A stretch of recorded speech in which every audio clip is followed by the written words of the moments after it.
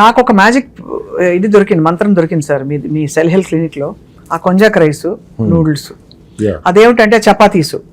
ఎందుకంటే అన్నం తిన్న ఫీలింగ్ రావాలి అందరికి. ఇంత ఇంత అన్నం తీసుకునే కొంజాక్ రైస్ చక్కగా గ్రీక్ యోగర్ట్ వేసి తాలింపు పెట్టేస్తే దద్దోజనంలో తయారవుతుంది. దాంతో నిజంగానే అంటే అంతకుముందు ప్రోటీన్ తిని కొంచెం సాలెడ్ తిన్న తర్వాత ఇది తింటూ, ఇది మళ్ళీ ఫైబర్ రిచ్గా తింటూ, అవసరమైతే ఒక ముక్క మామిడి పండు వేసుకుంటే కూడా ఏమీ అసలు ఢోకా లేకుండా ఒక బ్యూటిఫుల్ సాటిస్ఫాక్షన్ వస్తుంది.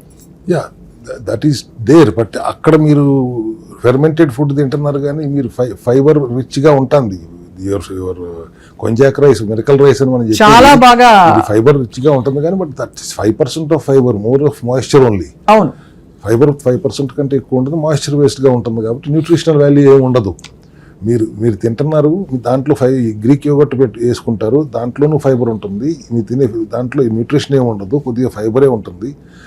ఒక్క మామిడికాయ మొక్క తింటున్నారు, దాంట్లో కార్బ్ వెళ్తుంది. అంతకుముందు మనం ఎలాగో ప్రోటీన్ తింటున్నాం సార్, ఎగ్గో ప్రోటీనో, పన్నీరు మీరు చెప్పినట్టుగా, దాంతోపాటు కొంచెం వెజిటబుల్స్ అది ముందు తింటున్నారు.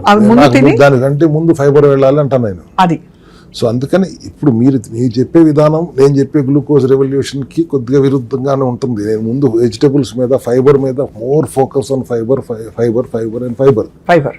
ఆ తర్వాత balanced protein up to 0.8 to 1 gram of your body weight. అంతే కదా, అంతకు మించి మీరు ప్రోటీన్ తినవచ్చు. సో 3 meals తింటే ఒక 60 గ్రాములు కావాలంటే ప్రతి మీల్లో 20 grams వచ్చేలా చూసుకోవాలి ప్రోటీన్. అంతే. అది సో ఆ 10 hours విండోలో నువ్వు 2 సార్లు తింటావో 3 సార్లు తింటావో నీ ఇష్టం. బట్ 1 meal మాత్రమే ఈ fermented rice meal, not all the 3 balanced 2 meals fibre and protein only.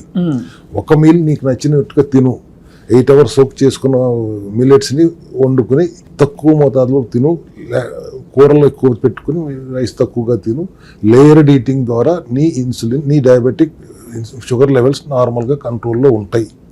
ఈ విధానం మనం సుమన్ టీవీ అంటున్నారు, స్వప్న గారు మీ ద్వారా అయినా ఇది ఇంకా ముందు తీసుకెళ్ళాలి, దేశవ్యాప్తంగా తీసుకెళ్లాలన్న మా సెల్ హెల్త్ అభిలాషను మీ అందరూ సహకరిస్తే ఖచ్చితంగా ఈ 2047కి మనం నెంబర్ 4కి వచ్చేయాలి, దిగిపోవాలి. మనం నెంబర్ 1 ఉండాలని కోరిక మనకు వద్దు. చాలా బాగుంది సార్. ఐ థింక్ చాలా అంటే ఇవాళ రోజులకు కావాల్సిన ఒక చాలా scientific methodology, at the same time preventive గా కూడా I think glucose revolution philosophy ఏదైతే ఉందో అది ఖచ్చితంగా అందరికీ ఉపయోగపడుతుంది. డయాబెటీస్ ఉన్నా లేకపోయినా కూడా ఈ విధానాన్ని అలవాటు చేసుకుని బాడీని ట్రైన్ చేస్తే కనుక ముందు అసలు డయాబెటీస్ జోలికి కూడా వెళ్ళాల్సిన అవసరం ఉండదు. పాత రోజుల్లో లాగా ఎక్కడో అరుదుగా 50-60 ఏళ్ళు వచ్చిన తర్వాత కానీ డయాబెటిక్గా మారని పరిస్థితి మళ్ళీ వెనక్కి తెచ్చుకోవాలి అనేది మా సెల్ హెల్త్ ఆశ, అభిలాష.